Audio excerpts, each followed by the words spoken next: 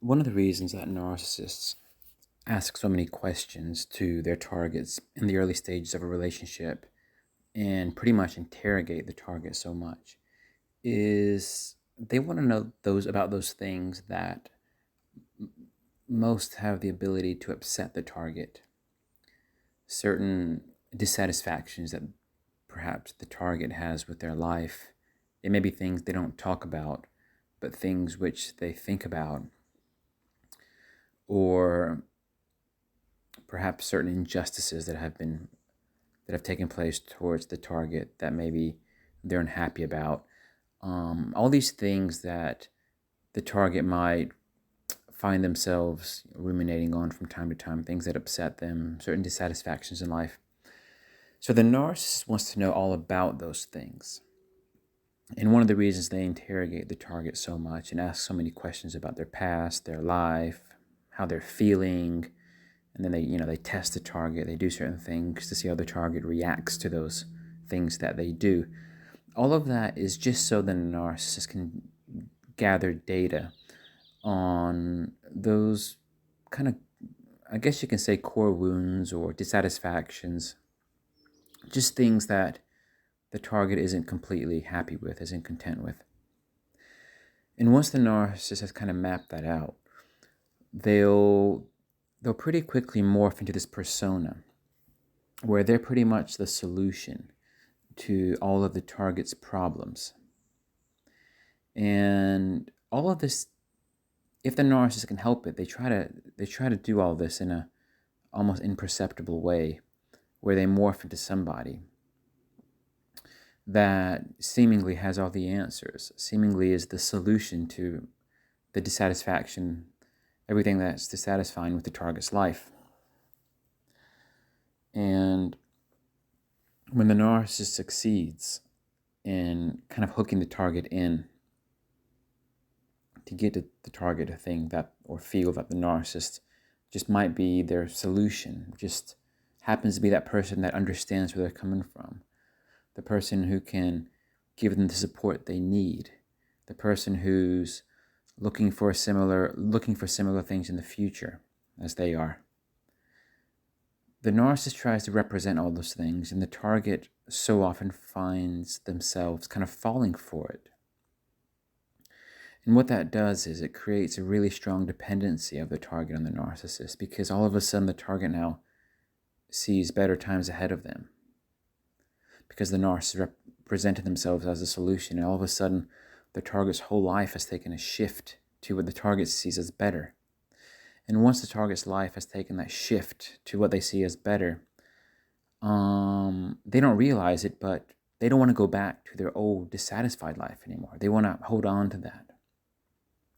But the problem is that shift has taken place because the narcissist has presented themselves to be something and presented themselves as being someone that's capable of providing certain support, of maybe having a future together, promises, future faking, all of that, which of course the narcissist would never live up to.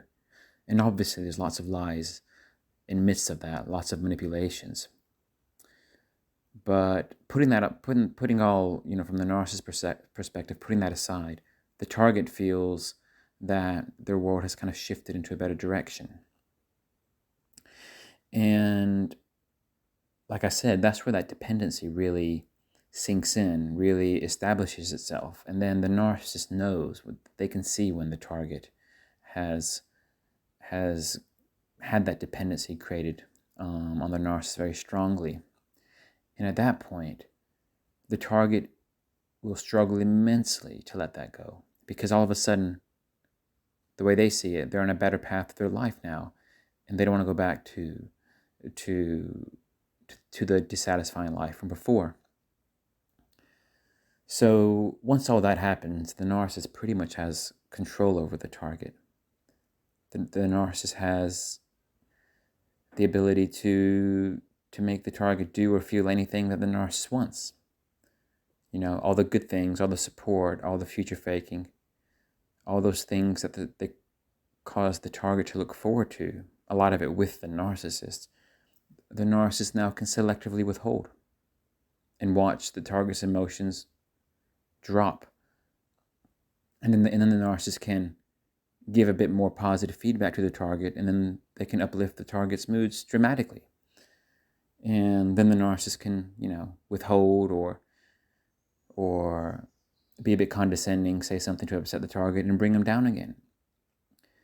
And then, with all that kind of dynamic at play, the narcissist can then use the target to basically regulate the narcissist's emotions. So if the narcissist isn't feeling great, they can say or do something to bring the target down, which is negative projection.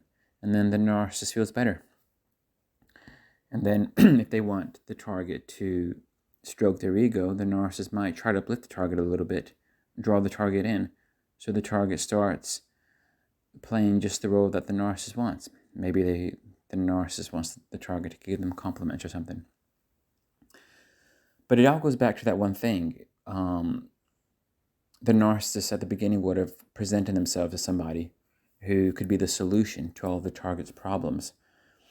And once the target falls for it and believes it, the target gets hooked in really strongly, and that dependency creates itself. And all of a sudden, they find themselves trapped in a sense that they're almost willing to put up with these abuses and negative projections from the narcissist, then part ways. And because most of the time the target won't realize that this is kind of just the narcissistic manipulative way. Most likely, the target doesn't know much about narcissism. It could take them months, years, decades, sometimes their whole life, before they realize what they were dealing with. Sometimes they never realize what they were dealing with. So that's something that narcissists do. And when people interrogate you a bit too much at the beginning, when they're trying to find out too much sensitive information about you, too much personal information about you, just if somebody's really interrogating you a bit too much, most likely that's a red flag, especially if it's joined up with that person later, kind of morphing into your solution. That's double red flag. So just really be careful about people who really want to pry into your life, and then all of a sudden they seem like the best thing since sliced bread to you. That's a red flag, and deal with people like that with caution.